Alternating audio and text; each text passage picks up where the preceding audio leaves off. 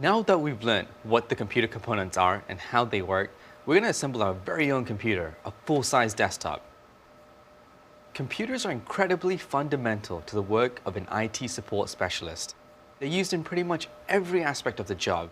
Aside from work, knowing how to build a computer might inspire you to try all kinds of cool stuff.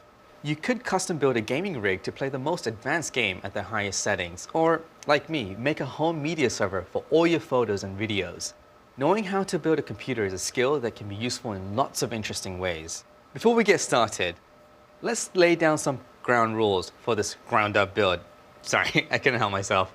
We should think about electrostatic discharge and try to prevent unwanted static from harming our very expensive components. Have you ever rubbed your socks on a carpet then accidentally zapped someone? That's pretty harmless. But if you do that to your new motherboard, you could completely destroy it.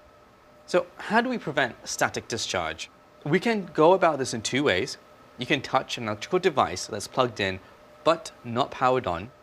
FYI, you should do this every couple of minutes when assembling a new computer. Another option is to wear an anti-static wristband, like the one I have here. Let me get it.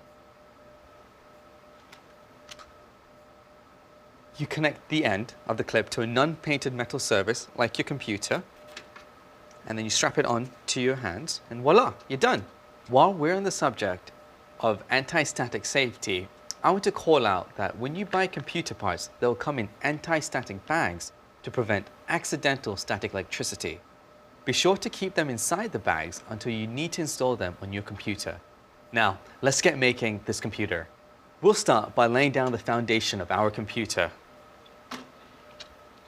the motherboard. Remember, there are lots of different form factors for motherboards, and you want to make sure the one you purchase fits your computer case. We purchased a full-size desktop case and have a full-sized ATX motherboard. On the motherboard, there are lots of screw holes which coincide with the holes in the desktop case too. You want to match up the holes on the motherboard to the holes on the desktop. Once you figure out which holes to use, screw in these standoffs. Standoffs are used to raise and attach your motherboard to the case. In this instance, our case has built-in standoffs. Let's start adding on components.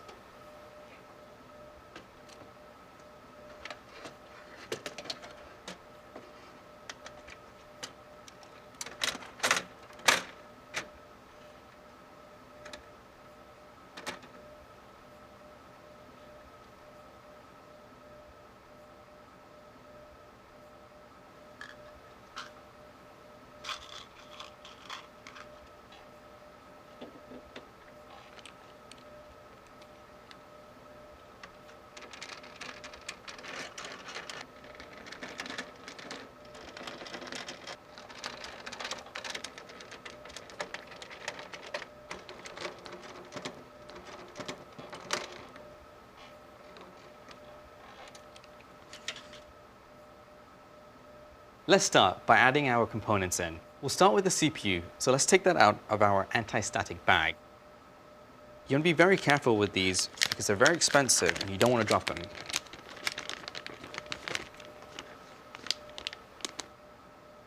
Once we've taken out the bag, let's line up the CPU with the motherboard socket. Something to note is this marker right here.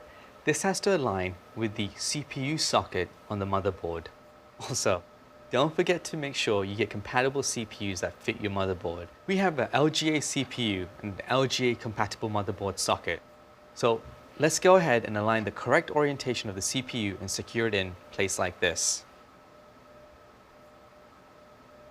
So like mentioned before, you want to make sure that the pointers on the CPU and the socket are aligned. The easy part is putting the CPU in. The fun part is securing this. Just note that when you secure the CPU in the socket, you do need to use a bit of force so it's tightly secured in. 1 and 2. Perfect. So now the CPU is secured in the socket. Now that our CPU is in place, we need to add our heatsink on top of it. The heatsink is used to dissipate heat from our CPU. I want to show you some cool things. This part right here, this is what our CPU relies on to stay cool. It takes the heat from there and then uses this fan to blow it out. Before we attach the heatsink, we need to apply an even amount of thermal paste. Let me get that. This is the thermal paste. Thermal paste is used to better connect our CPU and heatsink, so the heat transfers from one to the other better. To get started, apply a dab of thermal paste and spread it evenly with a flat object. Let's do that on our CPU right here. So first thing that you want to do is slowly apply a slight dab on the CPU, like so.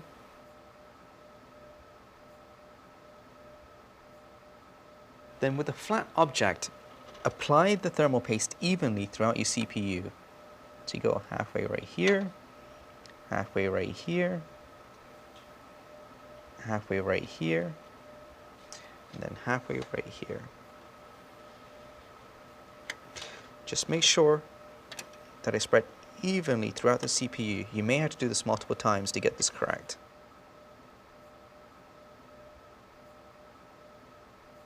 Okay, so once you have that in place, you're going to take your heatsink and then you're going to press it against the CPU.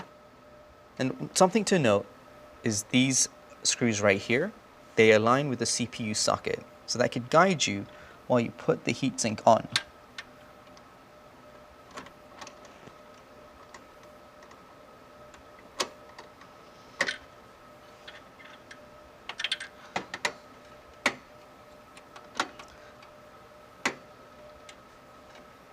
Great. Once you have all 4 sockets aligned, go ahead and get your screwdriver and then tighten down the sockets.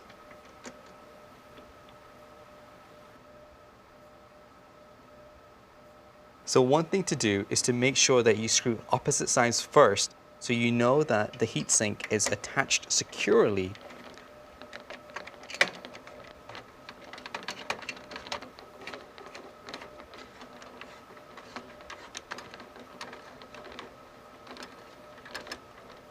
So one thing I like to do again is just to kind of go over my screws to make sure everything is tightened securely.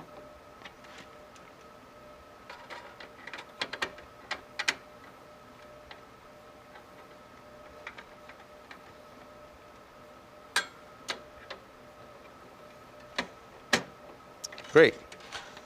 Now that our screws are tightly on and our heatsink is secured to the CPU, you have to plug the small legs to the motherboard.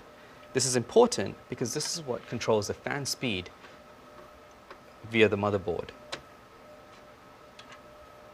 Perfect. So now you've fully installed and connected your CPU to the motherboard. Next, let's install our RAM. Locate the DIMM slots on your motherboard. So these are the DIMM slots like we discussed before. I have 4 slots available here, and I have 4 RAM sticks. Let me pick those up.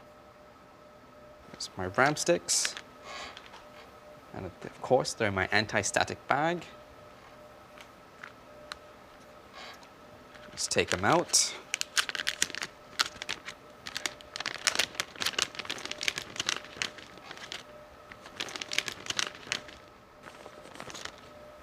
So as mentioned before, this build, we're going to use DDR3 RAM. All right. One thing I like to do before I install my RAM is to make sure that I align these slots with my RAM slots. So that way I'm not going to be forcing those in when it's time to install. So if you see right here, your slots are right in the middle. So something I do is before I put it in, just visually make sure that you got this right, then align the rest of your RAM sticks to the same position, like this. Just want to go like this,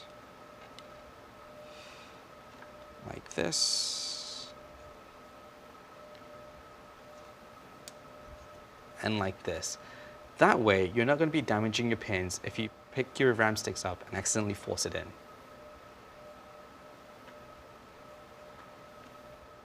So now we've got that. We're going to put this in this slot right here.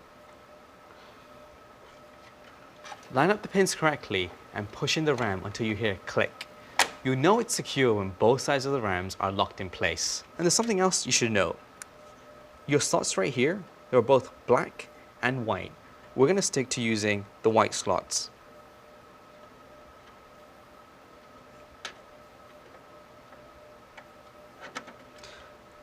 There's 2. And we're also going to put this one right here.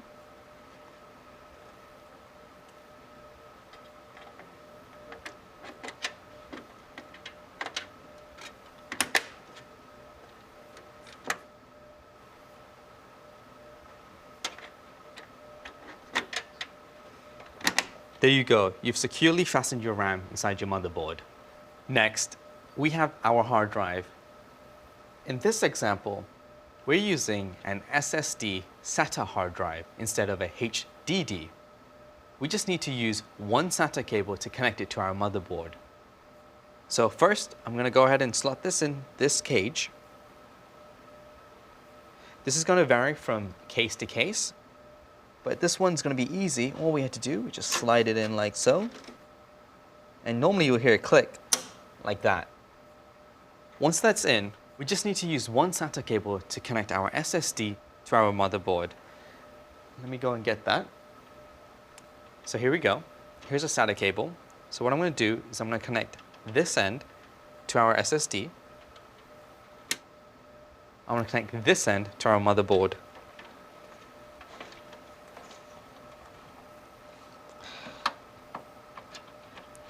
There we go. It's in. Remember, SATA cables can only go in one way. So now that we have our SSD installed, let's go ahead and install our case fan. And this is how this looks like. One thing to note is the Molex. You're going to go ahead and find a label on your motherboard that says rear fans. Not all motherboards have this, but in this example we do have that, so just a note. Get those into the grooves. There you go. My fan's installed. And now I'm going to go ahead and attach this to the Molex. There we go. Now my fan is attached to my motherboard. For best practice, you want to create a wind tunnel that takes in air, blows it over your components, and then pushes it all out back. Check out how our heatsink has a fan on it too. That's pretty normal since our CPU generates a lot of heat and we want to help cool it off as best as we can. We're almost done. Now we're going to connect our power and test to see if everything's working. So let's grab our power supply.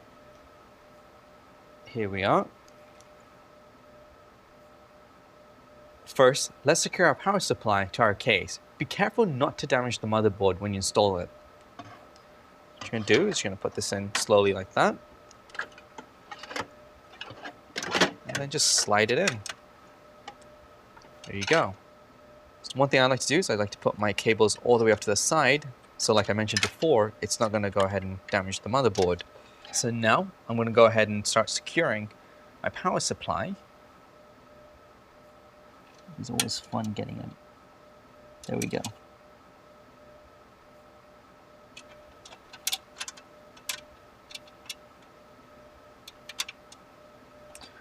So as you can see, I normally like to go ahead and start with my fingers so it's easier to get in. And then once I put all my screws in, I'm going to go ahead and use my screwdriver and fasten it. Tighten that.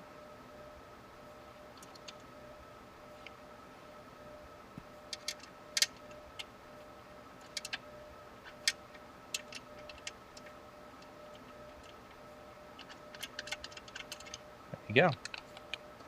So let's go ahead and tighten our screws right here. So 1, 2,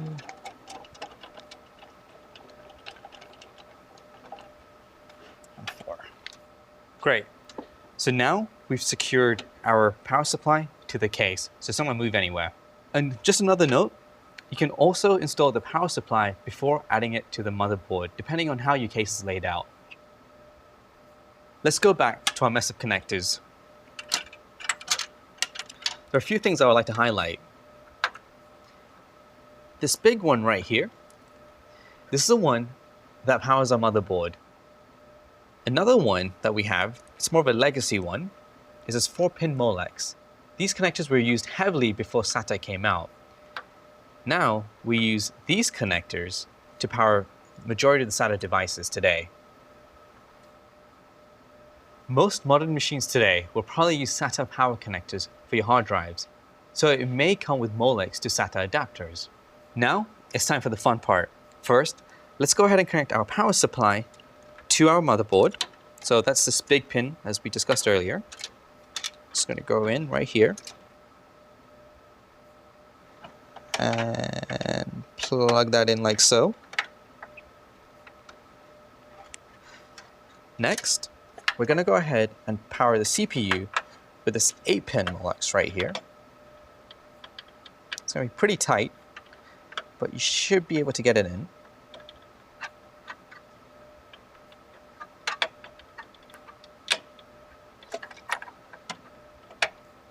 There you go. So what we just did was we have the power supply is powering the motherboard and the CPU. So now that we've hooked up the cable to our CPU and motherboard, next thing that we need to hook up are these cables that are sitting in our case. This is going to vary from case to case, but let's go through it. Some of these cables are used for your case's buttons and lights. So for this one, I'm going to plug these in.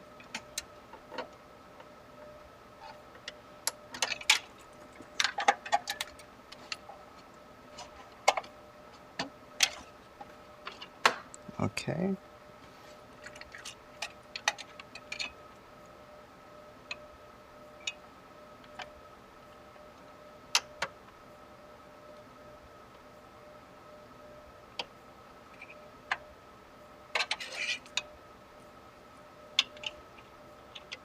Okay, so our case cables are now secured to our motherboard.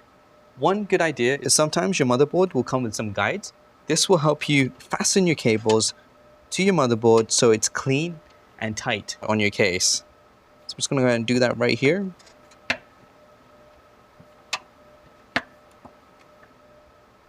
Now that we have our cables securely fastened to our case, let's not forget one more thing, our graphics card. We'll need that so we can output video to our monitor. We're going to plug this graphics card into our PCI Express slot on our motherboard. Just like the RAM, you are going to put a little bit of pressure when you insert this in, so don't feel bad by putting a little bit of pressure and you'll hear it click like this.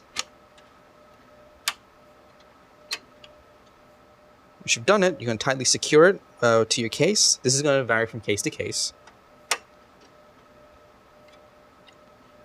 And there you go. Your graphics card has been installed. All right, I think that's it. Let's cover up our computer. First, make sure you take your anti-static bracelet away. Get our case. Put that in like so. And just tug. And that's it.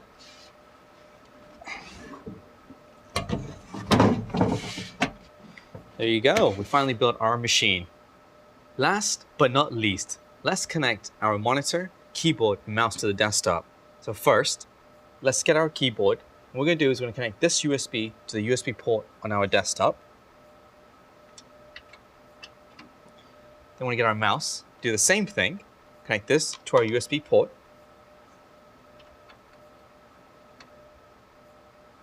And then finally, we're going to go ahead and connect our monitor.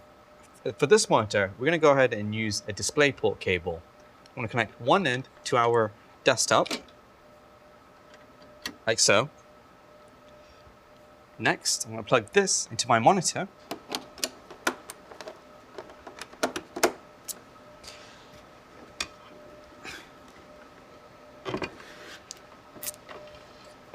All right, this is the most interesting part. Let's see if all this works. So I'm going to power it on. I got a blue light, which is good. And of course, it's going to vary from system to system. Let's see if something shows up on the monitor. So the computer's booting up. Let's see. Okay, it looks like the monitor is receiving signal, which is good. Oh, there we have messages. Success, there we go. It's working, perfect. If you're having issues with your computer not starting up, that's okay. Check that your power supply can supply the correct amount of wattage, or make sure your connectors are in the right place. Oh, what's this? Non-system disk or disk error. Replace and strike any key when ready. Looks like our disk doesn't have an operating system to boot into. No worries. That's what we'll be discussing in the next set of lessons. We'll learn what an operating system is and what the main operating systems are and how to install one. Well, good job. You've got your computer up and running and it monitors receiving signal. So that's it. Let's take a moment and think about what you just did. Not only did you learn about each component of a computer, but you figured out how they work individually, and then we built one together. It's quite an accomplishment. For your next assignment, we built a widget that will let you assemble a computer digitally, putting all the different parts together. Or if you have all the computer parts already, you can assemble one in real life and then write a short review process of how you did it. If you get stuck, don't worry. Go back and review the different videos covering the various components. I know you can do it. I've had lots of fun teaching you all about hardware. And don't worry, we'll meet again soon when you make it to the System Administration and IT Infrastructure Services course. Next up, my good friend Cindy Quach is going to introduce you to operating systems. Operating systems are absolutely essential in IT, considering that without them, none of this hardware we've discussed would be able to accomplish anything. Tell Cindy I said hi.